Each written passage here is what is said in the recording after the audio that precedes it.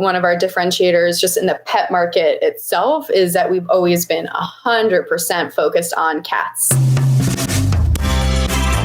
Hi, this is Adam Dinkus from Tandy USA. Hi, it's Emily Miethner of Travel Cat and Your Cat Backpack. This is Andy Lamb from Upper Baby. And you're listening to the E-Comm Show.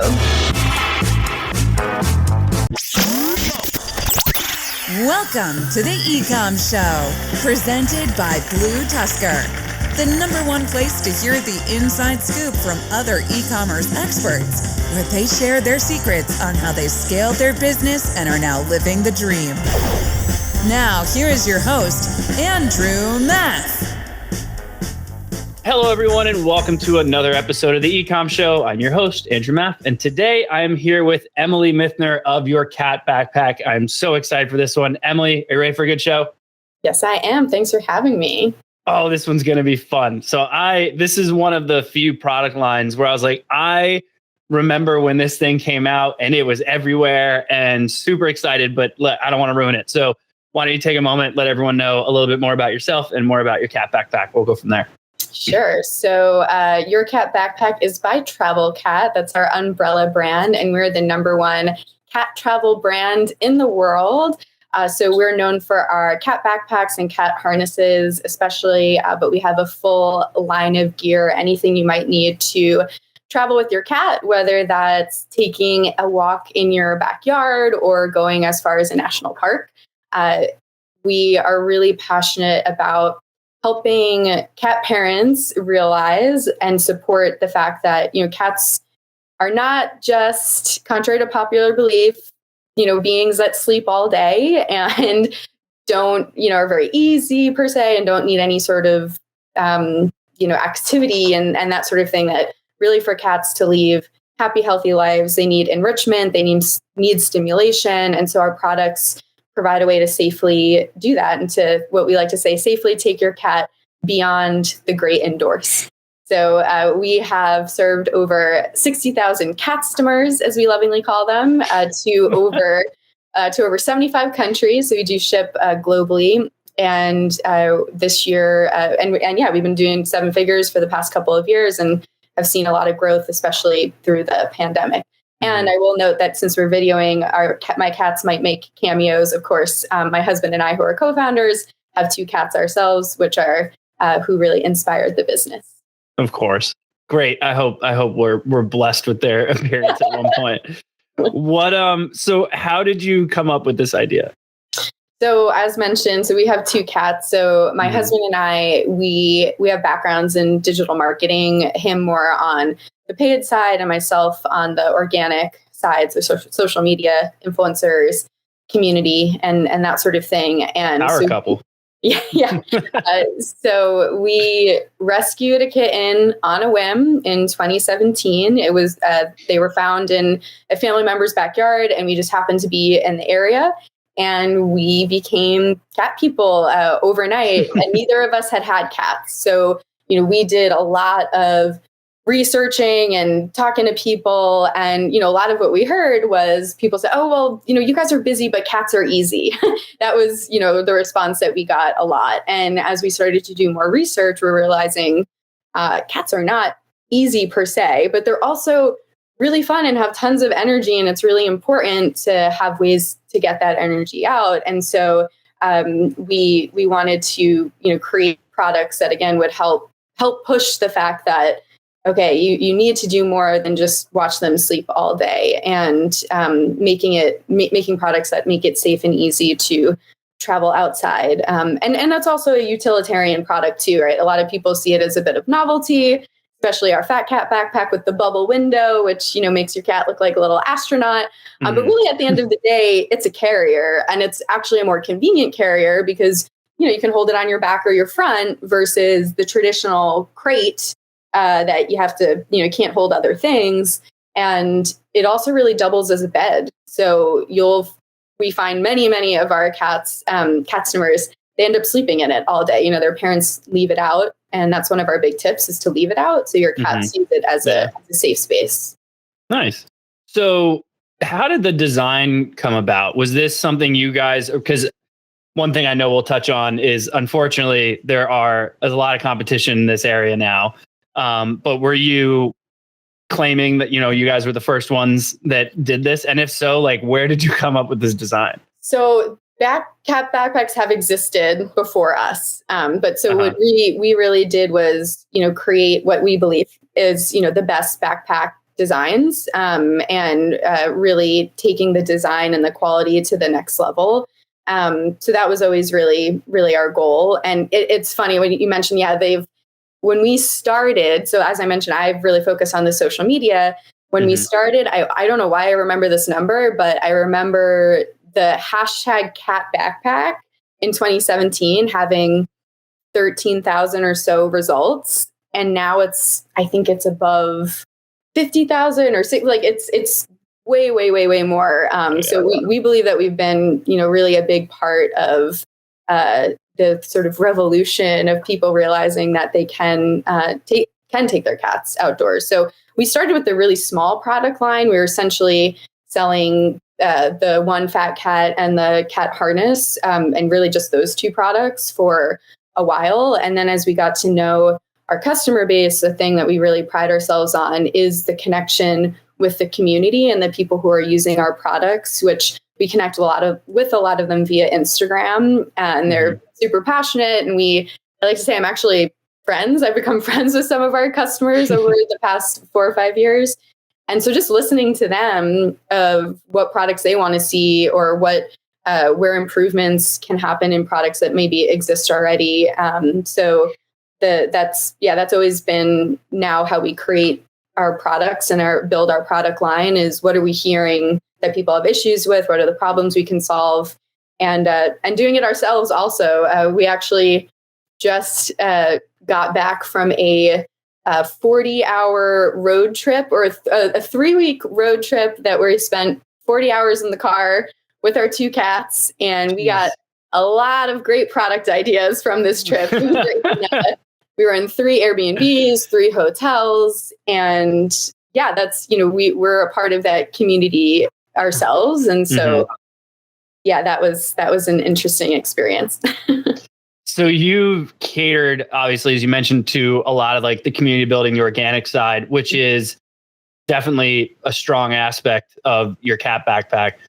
What would you say is like, your tricks to that? Like, how did you go about building this community? How do you go about keeping them engaged, especially with a product line that, and correct me if I'm wrong, but like, in my opinion, they probably purchase 1 or 2 of your items, and then it takes a little while before they need something else. Yeah. So how do you kind of keep that momentum going? Like, what's your marketing strategy like? Yeah, well, you're absolutely right. We are not a consumable product. We're, a premium high price product that takes a while for people to buy, at least with the backpacks.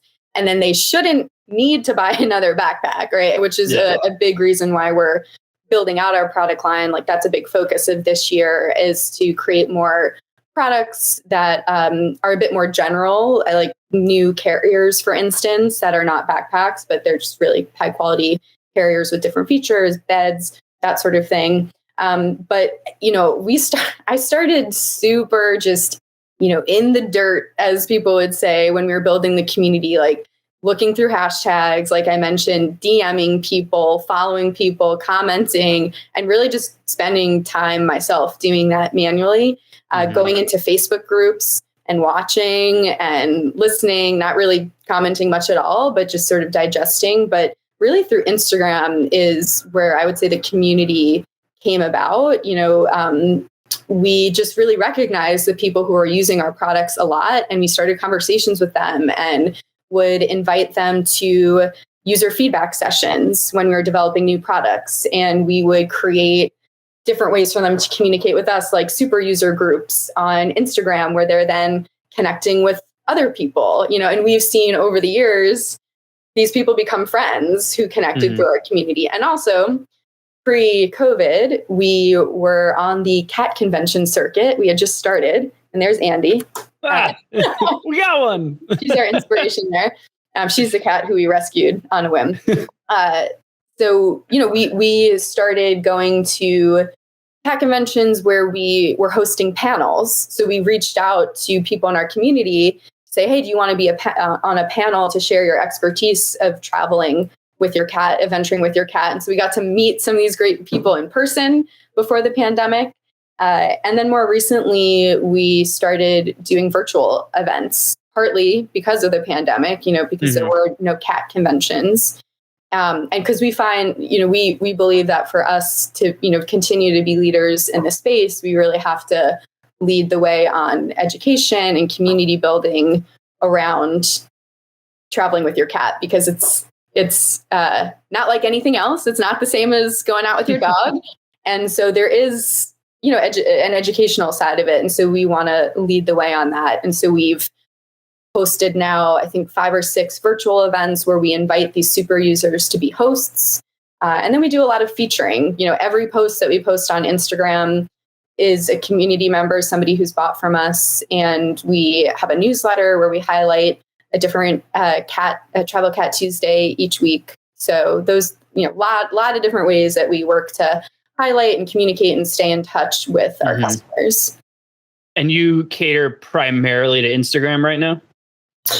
In terms of organic digital efforts, or social media efforts, that's where we put the most time. We have been working on TikTok over the last... That's what I was getting. 6 months or so. So we actually hired someone just to make TikTok videos for us.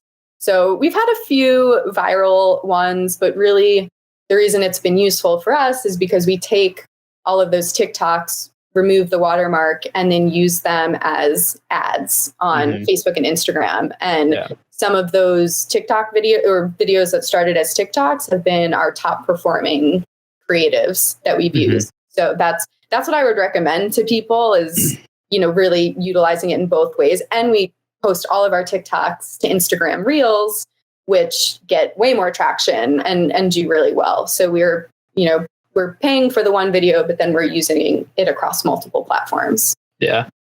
And so you mentioned your husband, right? Yes. Yeah, husband. Sorry.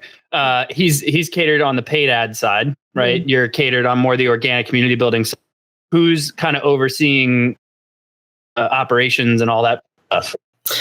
So he is the more impressive one in the sense that he learned all of the supply chain and manufacturing from scratch, pretty much, which is, it's been amazing what he's accomplished. And for me, I work more on the product development side. So I'm the one who's really working with our customers to come up with the products, to come up with the features, working with our designers to build the tech packs and things like that. And then he's handling the communications with the factory and the supply chain logistics and that sort of thing. So we have very, very complementary skills. We're often not doing so much collaboration because we're very independent in what we're taking care of. And we do have a third partner who handles the web side of things.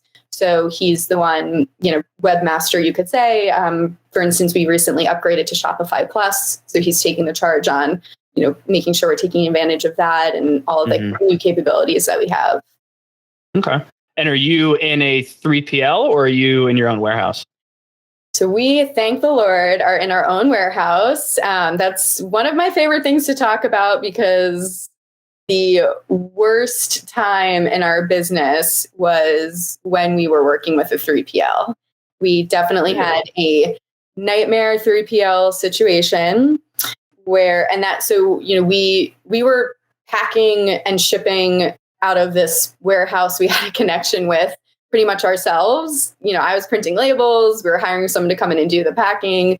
But eventually we grew out of that, obviously. And so we chose this 3PL that we ended up staying with for about a year and a half. And it just got to the point where they had made so many really big mistakes at different times where we just thought, there's literally no way that we could do a worse job ourselves. So let's try it. So we've had our own warehouse since summer of last year, summer of 2020, actually. So, kind of in the middle of the pandemic.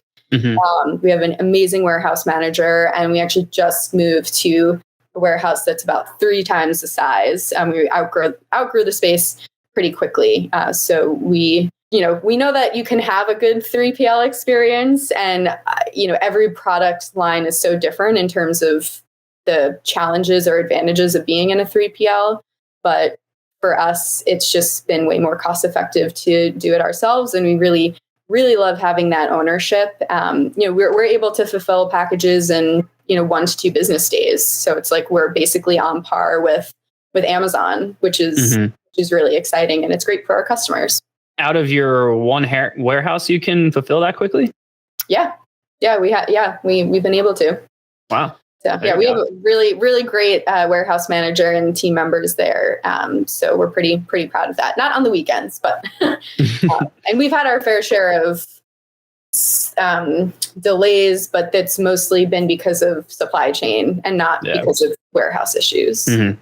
How have you guys been dealing with the current supply chain issues? Yeah, so we've definitely been lucky in a few senses, just in terms of timing of when prices increased and that sort of thing. But because we've always had a good margin on all of our products, I would say, for us, the supply chain and continued COVID effects have more so, I would say, like stunted our growth than they have hurt our business, which we feel very lucky about. We know a lot of people where it's driven some businesses into the ground or like really had damaging effects. But for us, we haven't raised any prices, which we totally could have, and we'd be totally warranted to do. But luckily we haven't had to do that yet. And, we're shipping in enough product that, prices have gone up a lot, but we've been able to sort of maintain. But we definitely would have seen, better numbers in 2021 if it wasn't for the extra shipping costs. Yeah. Have you been putting it on a boat, or are you flying it over, or a mix of both? We pretty much do all by sea, unless we are trying to get some products over early for content. So when we have a new product, we'll normally airship, a few of them, and we'll send that out to influencers and our VIPs. Because for us, we take product shots, in a studio. We have a studio we work with, but obviously for lifestyle shots and things, we're limited. We only have our 2 cats, and we're not the best photographers. So we really rely on our influencer community to get really good content for us for any product drop. So those are the times that we'll airship. Or if we are semi-desperate, for getting products back in stock, we've sometimes, weighed the cost of, okay, should we airship a certain amount just to get them out because we're back ordered? We've definitely had certain products that have remained, that frequently have gone out of stock because of the demand and the supply chain issues. What is your influencer strategy like? Like, how do you decipher who to work with, who not to work with, when they should post, what they should post? Like, what's your process for that? Yeah. So for us, we've always looked at influencer marketing as a content play. So we've never looked at it as a sales channel, because in the 4 or 5 years that we've been around, of all the influencers or people we've given product to, or just our customers who've paid for product and posted about it, I could name you the 5 that have actually ever driven us a significant amount of sales. And we've had, close to 100,000 customers over time. So, so for us, it's always been a content play. So who takes good photos, who takes good videos, and what sort of content are we looking for? And, we, at this point now, we have a set of, 15 to 20 people who we almost always send all of our new products to, and know that we can get some really great content for them. But we also always try to cycle new people into that group of folks who, kind of spread the love and give the opportunity to other people. And most people were giving the product out in exchange for content that, they submit to us through an official form that gives us the right to use it in any marketing. And they're happy to do it. There's not been that many times where we've paid for placement, because most of the time we don't care if the people posted on their channels, because that's not what we're doing it for. We're doing it so we can get the photos and videos to use in ads, to use on our website. So yeah, it's been a small number of people who we've negotiated content with. And at this point, we are more willing to pay for content on YouTube and blogs because those are longer lasting, right? Mm-hmm. And those would make a difference to us if people are Googling or searching on YouTube, best cat backpack. But, we would never at this point pay for anything to be posted on Instagram, maybe on TikTok. But we're very discerning about what we pay for. So the 10 to 15 that you work with all the time, are they primarily on Instagram or are they primarily through like YouTube and blogs? So they're the people who, the group of about 20 who we frequently send our free products to for free, they post on Instagram. But again, for us, it's more about, the followers they have could range from like 300 to maybe we have one in that group that has around 10 or 15,000. But yeah, again, it's not about expecting that their posts are going to, sell us product. But I would say that their posts definitely help to get the word out and get people excited because a lot of these people are connected in this cat travel, cat adventure scene, which is totally a scene and group of people. So it's definitely helpful to have, it's like we have boots on the ground, people talking about our products and how much they love them and also having good enough relationships where we know that they'll give us feedback as well and things that they don't like. So that's something we really value. That's good. I guess a little bit with the influencer thing as well as with what we were talking about earlier. So how are you differentiating between your competition? Because now, there's several of them out there, at least for the, the traditional cat backpack with like the astronaut looking thing on it. So like, I know that one a lot. I've seen a lot of them. How are you differentiating like between you and your competitors? Is it your community? Is it, what you guys are listing on the product pages? Like how have you been kind of maneuvering that? Yeah, I would say it's 100% the community and the brand. Mm-hmm. We're really one of the few cat travel products that are out there. And we're also one of our differentiators just in the pet market itself is that we've always been 100% focused on cats and we will always be focused on cats. And that's a huge difference of other pet brands. We've gone to these giant retail trade shows or, pet industry events and, the ratio of cat to dog things and products is, I don't know, like 10 to 90 or 20 to 80. And so, people really appreciate that they know that we're a cat company and that's all we talk about. It's not, travel pet, it's travel cat. Because cats are very different than dogs. So, the community that we've created around education and awareness has been huge. So I would say community 100%. And that's a big part of what I'm continuing to focus on and grow out is how do we get more people involved? How do we create more and better educational resources? If you buy a cheap cat backpack on Amazon, you're not going to get articles or videos about how to get your cat used to the backpack. You're not going to be able to DM the Amazon page and say, hey, my cat's not liking it. Do you have any tips for me? But those are the types of things that you can do with Travel Cat. Yeah. So you mentioned you've done a lot of the like conferences, events and stuff. So like I've done, was it Super Zoo a couple times before? Okay. You're absolutely right. Like it is almost all dogs. But I know like typically with those, it's a lot of, mom and pop retailers for the most part looking to kind of have, their product. Are you also available in retail or are you strictly online? So what's your pet product? Did you have a pet product? No, I didn't. I was there with a client. Oh, you're there with a client. Okay. So so Super Zoo and Global Pet Expo were the two big trade shows that we had attended. And then we're going actually back to Global Pet for the first time in a couple of years this year. So, because of especially the backpack, the price point and for what it is, right from the start, we were thinking, this would be good to get into retail stores so people can try it on and see it and see the quality for the price point. And so that's why we started going to trade shows, basically less than 2 years after we started.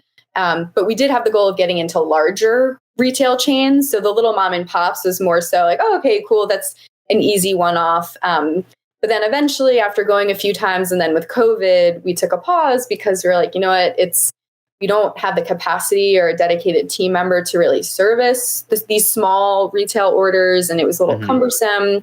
And we hadn't had the time to finish or follow through any of these larger deals. We were especially interested and still are in getting distribution in other countries just because of the shipping costs. So like Australia and Canada were always two big ones on our list. But now, as our team has grown and we've gotten some more systems in place, so for instance, we use a platform called Fair, which is a wholesale buying platform. So that's enabled the smaller stores to order from us in a much easier way. It takes like no time from us. And we actually hired a dedicated person to work with us on these larger retail and licensing deals. So it's not a huge part of our strategy, but we definitely think it's helpful to be in these stores, to have, some stores we'd love to be in way more stores than we are now. But hopefully we'll get some bigger indie chains. That's kind of our goal, not necessarily Petco, but there's a lot of regional chains that might have 20, 50, 60 stores. Those are more so the ones we're interested in. Yeah. What about online besides your website? Where else are you guys available? So we are on Amazon. Just, of course, because we have to be, it would be silly not to, because of the search volume of, our products. So we did hire an agency to help us launch that. And we're actually taking it in-house again with some consultants to cut down on costs. They weren't performing the best. But it was great to have them to get us started. And we are looking to expand into some other countries through Amazon, like Amazon Canada and Amazon Japan. We're on Walmart, but we don't do much there. And we have been. My cat's just got into a little funny. Cameo. I actually think that just happened because one tried to go into the Meowable home. This is one of our bed products, and they love it. And I think Andy was in there, and Wolfie tried to get in. So we are also on Walmart, but that doesn't do much. Chewy has approached us. We're considering it. Definitely this year, our focus is on new products and more distribution. So we're, open to getting the brand out there more through other channels than our own. But we do also just believe that, our direct to consumer channel will always be, by far the biggest source of revenue and action for us. Yeah. Is your website or is Amazon your primary revenue driver right now? Oh, our website by far. Yeah. It's always very interesting to hear the response to that, because I can always tell when someone's started to really build like a community and start to solidify their brand. It's like, oh, it's our website. Like, it's definitely our website. But then you go the other route and it's just like, we're just pumping out product and we're doing a ton of revenue, and it's just, we're happy that way. Like, oh, it's Amazon. I don't even look at my site. Yeah. Like, okay. It's true. Like, we've met other brands, like this one cat brand we love. It's called Cat Amazing. It's like a box toy, an enrichment toy. That's why we really like it. Yeah. They just push they have a website, but it just pushes right to Amazon. So for us, we know that the own channel will always be our biggest play. And I think that's how most people are finding us, is through all of the organic SEO and branding that we've built up through Instagram and that sort of thing. So you mentioned you guys have surpassed 7 figures several times over the past few years. That first year breaking $1 million is always one of the hardest things that a lot of sellers always talk about. What would you say is the main thing that allowed you guys to, surpass that first hump there?